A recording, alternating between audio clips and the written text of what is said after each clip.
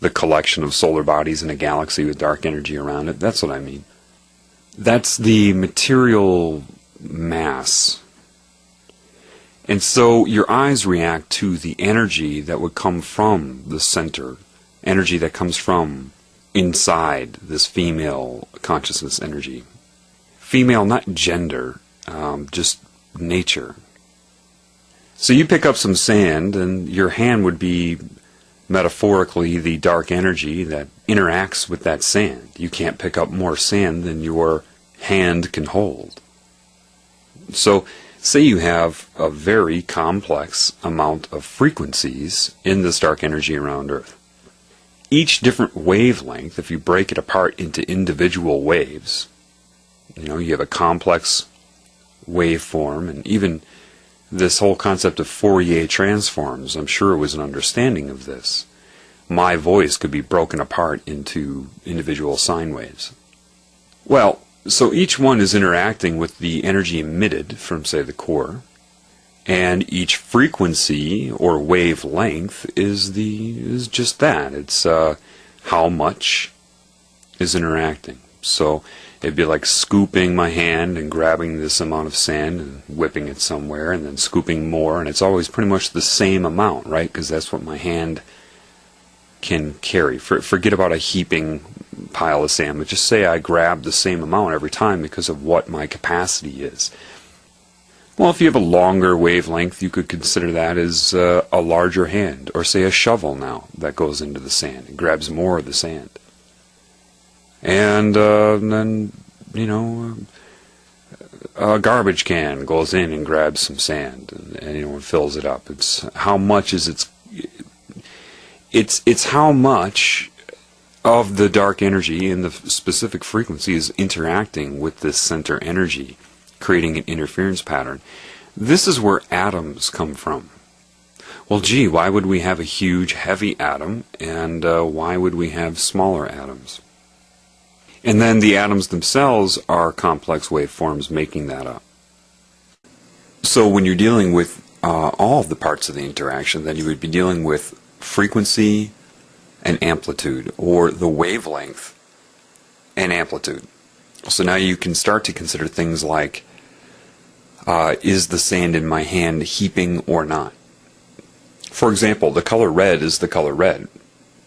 How intense that color is depends upon the amplitude.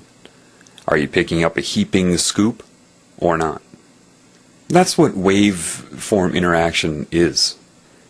So you understand that the basics of it would be the size of the interaction. I see it in my head. It's very hard for me to say verbally, though. You have a complex waveform interacting with another complex waveform, and infinite complex waveforms interacting. Then the amplitude would be, in the case of a hand picking up sand, is it a heaping pile, or is it just a leveled off pile? This is the very nature of your thinking process. Amplitude and interaction of wavelength. It all comes down to that. You start to understand this energy is in frequency. Now, so is the energy in the proton nucleus. So is the energy in the sun. The sun has very basic components in it, or wavelengths. Ultimately, what I'm telling you is, if it's coming in pulse and everything is an interference pattern, and so on a different level it's an interference pattern which is making up the atoms that are burning in the sun, then it has to have a frequency, and the frequency is the interaction of the two energies. Therefore, the components of the sun, like everything, are in frequency. And what that frequency means in that case is frequency of existence, meaning the sun is there, and then it's not, and then it's there, and then it's not, and then it's there, and then it's not.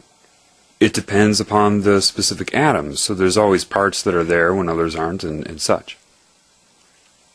But it's so the frequency to you would be at the atomic level, which is too fast for you to observe. So, if I'm telling you that the sun is there and not 100,000 times per second or something like that, you're not going to be aware of that because you are there and then you're not, and then you're there and then you're not. But why wouldn't you notice that? Because every component you're locked into as the floating finger is built upon that groundwork. If I took a wall and was able to vibrate that wall, say in your home, back and forth, 1 foot back, 1 foot forth, 1 foot back, so the distance of movement, and did that fast enough, you could just go lean up against that wall and you wouldn't even know it was moving. The wall would appear to be 1 foot thicker than it is. You wouldn't know. If I start to vibrate it to the point where you get to the threshold of your very vibration as a person, then you can't assess that. So this is where did I learn this? Again, you need to understand. Did I read this somewhere? No. Did I watch a lecture? No. Was it a professor or teacher that told me? No. Did I find it anywhere from information in this realm? No. Sitting in the backyard in the summertime underneath a tree. You see, the problem with religion is you all equate that with God somehow. And it works well on intelligent people, which are what they want to get rid of, because they see the people that are brainwashed by religion and equate that to God and think, well, gosh, if these are the people that believe in God, I can't believe in God. Because they don't think I ask them to explain it to me and they can't give me an answer, and then they abandon the whole thing altogether. The creator of the universe is anything but stupid. It is everything there is. And you cannot connect to the Creator via religion. It's impossible. So I asked a simple question. I said, okay, well, explain light to me then. Scientists say that light is either particle or waves, depending on how you look at it. It put into my mind, making me understand, okay, look at the sun. Now you know it's dealing with me, not in words. You can't understand the communication until you understand the command of love. The sun, make it very basic for you, okay? Let's get rid of the complex waveforms and multiple waveforms. Let's just say the sun itself is there, and then it's not, and then it's there, and then it's not, so many times per second. Well, what that means then is it's when it's emitting light, that is also impulse. Because the components that make it up are there and not, and there and not. And then the sun is built up off of that, and it actually is there and not, and there and not, on a different level. So, the energy emitted from the interaction of atomic forces, when it leaves, takes the most efficient uses of space, which would be a sphere, and it spurts out based upon the buildup, okay, light emittance, and then a refractory, and then buildup of energy, and emittance, refractory, buildup of energy, emittance. So imagine like the spraying of bullets, not to put that image in your head, but I mean that's just a bunch of raindrops coming down and a stream of, you can call them photons, whatever they've wanted, whatever label they wanted to put on them. And there are other components too. So that would be particle, right? But how does that take a wavelength?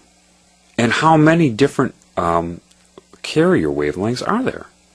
Well, they know it's a stream, which is a frequency. The number of photons, you learn that with the eyes, the number of photons hitting the eye